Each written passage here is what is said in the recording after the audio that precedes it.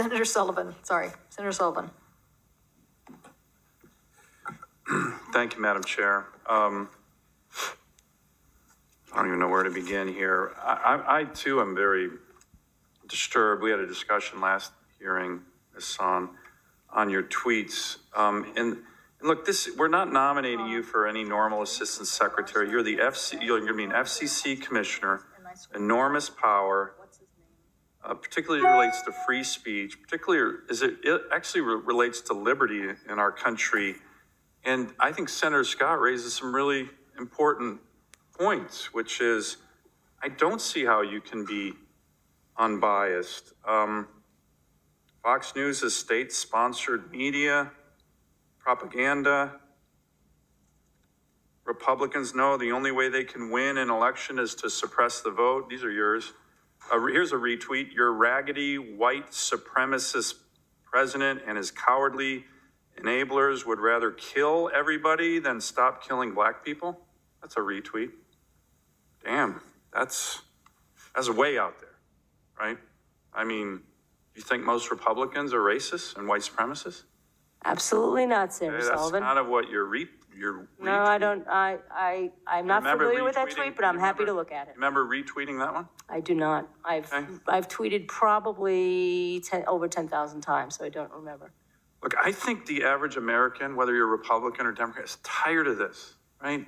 The number of Biden nominees who come out here and have tweeted about Republicans being white supremacists and racists, it seems like that's how you get nominated in this administration.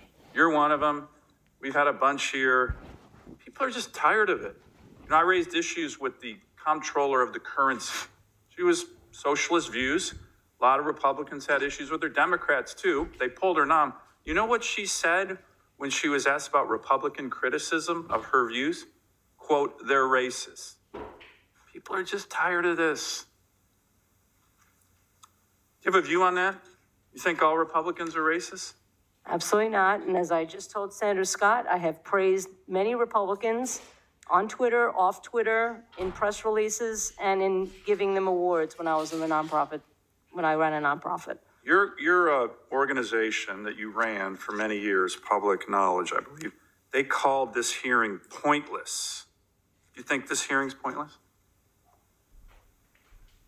I've not been affiliated with Public Knowledge for 8 years. I left in 2013. Their opinion is their opinion. My question, do you think this hearing... No, I definitely think it has a point. Do you think that the U.S. Senate having a committee looking at the ethics and recusal issues of a very important, powerful nominee, do you think that's pointless? No, Senator Sullivan, and I'm here to answer all your questions. I'm happy to answer every question that you have for me. I will answer it honestly and to the best of my knowledge. So you don't agree with some of the far-left organizations who wrote Senator Schumer calling on Chairman Cantwell to be removed because of this hearing? Of course I don't.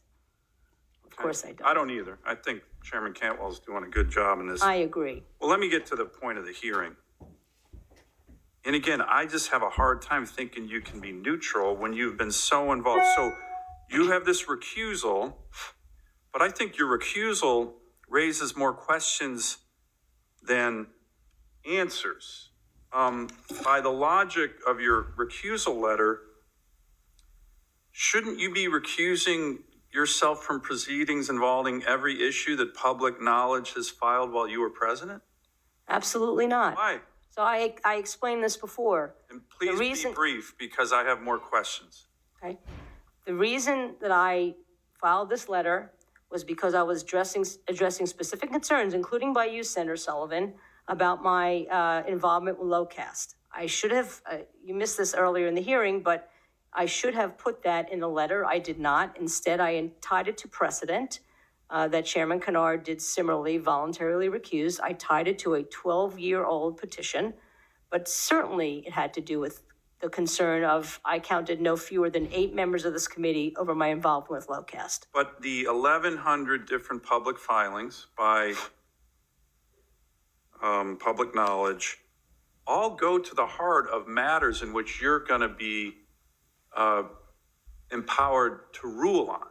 So you have come in as the president and co-founder of that organization with all kinds of views as it relates to many of these issues, not random issues, issues front and center in terms of your power should you be confirmed.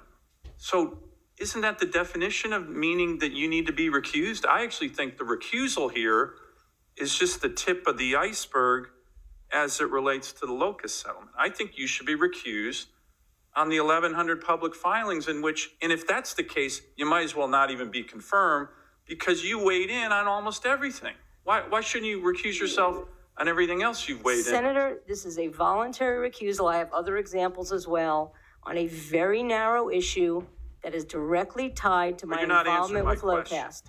You're not answering my question. Senator You've weighed Sullivan, in on. Senator Yes, Sullivan, Madam Chair. she has. These are important.